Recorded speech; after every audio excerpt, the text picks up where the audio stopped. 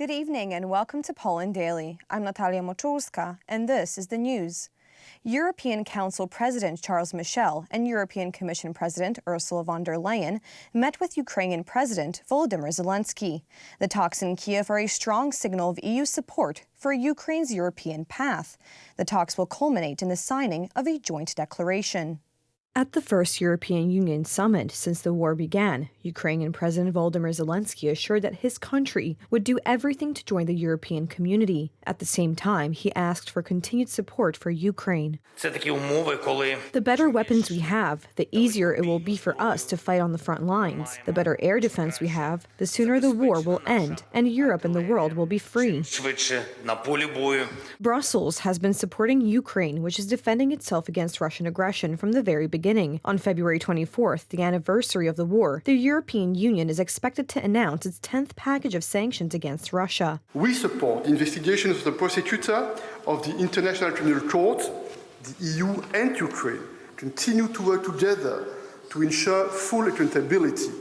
The message of today's summit is clear. There is no safe Europe without a free Ukraine. Russia is suffering a massive strategic failure, but Ukraine is withstanding and is building its path towards the European Union. Well, the fact that we are here for the 24th summit. The European Union summit in Kiev is salt in Russia's eye. The Kremlin has issued further threats against the West. Our attitude to this summit is negative. The decisions made at it will lead to further imbalances in the global energy market. The European Union, despite internal disputes over the shape of policy towards the ongoing conflict, stands firmly on the side of Ukraine. This is primarily a political signal first of all to the Ukrainian people that the European Union is with Ukraine, that it supports Ukraine through financial aid, through political support. Ukraine has been seeking membership in the EU community for years. It was the desire for EU accession in 2013 that led to the outbreak of protests at Kiev's Maidan for independence, which eventually ended with the overthrow of pro-Russian President Viktor Yanukovych. These talks undertaken today have legal consequences, and I believe that such legal consequences will result with the indication of already concrete dates for the implementation of Ukraine's next accession steps to the European Union. Shortly after the war broke out, Ukraine applied for membership in the European Union. In July, Brussels set out the legal framework that the government in Kiev must meet in order for its application to be successful. Among them were the need to reform the judiciary and fight corruption. Although President Volodymyr Zelensky has expressed hope for his country's quick accession to the European community, the process could take years. Currently, Albania, Montenegro, and Turkey, among others, are seeking membership in the community. Day 344 of the Russian invasion of Ukraine. Poland and the Baltic states have called on international sports organizations to ban Russian and Belarusian athletes from the Olympic Games. Over the past 24 hours, at least 6 people have been killed by Russian shelling. Civilian targets in 9 regions of the country were shelled. Sports Minister Kamil Bortniczuk hopes to build a coalition of some 40 countries by February 10th to prevent Russian and Belarusian athletes from participating in next year's Olympics. Our goal is for the Russians and Belarusians to not be at the Olympics Games, and not the Ukrainians, Latvians, or Poles. And if we were to boycott already, we would do it with such a broad coalition led by Great Britain, the US, so that without these countries boycotting the Games most simply would not make sense. My personal opinion is that if athletes from Belarus and Russia were admitted to the Olympics next year, then we should boycott the Olympics. On the issue of boycotting the Olympics, the Polish Olympic Committee appeals for common sense. We do not want to make a choice as to which athlete is better or worse. We believe that the victim and the aggressor should not be together at sports competitions. As for the boycott, I personally believe that the International Olympic Committee will make the right decision. Poland is not the only country demanding the exclusion of Russian and Belarusian athletes from next year's Olympics. A meeting of Baltic prime ministers was held today in Tallinn. One of the topics was the issue of the incomprehensible attitude of the International Olympic Committee, which today criticized the threats to boycott the Olympics made by the authorities in Kiev. Efforts should be on convincing our other friends and allies that participation of Russian and Belarusian athletes is just wrong. So boycotting is a next step, but I'm sure that people will understand why this is necessary to not let the Russian and Belarusian athletes compete, but the others will compete. The authorities in Kiev, however, are facing more serious problems. Over the past 24 hours, Russians have shelled towns in the Donetsk, Kharkiv, and Kherson regions. Their actions left 6 people dead and 9 wounded. We looked at the situation on the front line. Russia is trying to increase the offensive in Donbass. According to the U.S.-based Institute for the Study of War, Putin has ordered the Russian military to occupy the Lugansk and Donetsk regions by the end of February.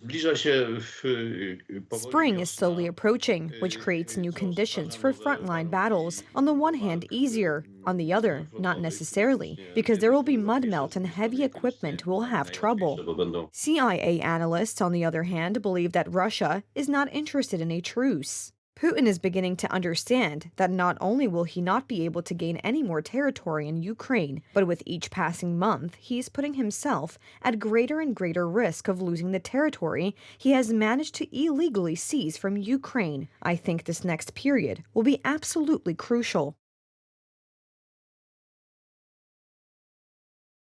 From the perspective of 2-3 weeks, Ukraine expects a major Russian offensive, a significant increase in hostilities. Ukraine's armed forces yesterday conducted military exercises in the Chernobyl exclusion zone, near the border with Belarus. The maneuvers involving Soviet self-propelled howitzers, Akatsya, were aimed at increasing the readiness of troops in case of another Russian attack from Belarusian territory. Polish Prime Minister Mateusz Morawiecki has called on the opposition to support a proposal to amend the constitution, giving the possibility to confiscate Russian assets. I can assure you that if the opposition votes it down, we will use all the Russian money to reduce gas and electricity prices, the Prime Minister said in an interview with Interia.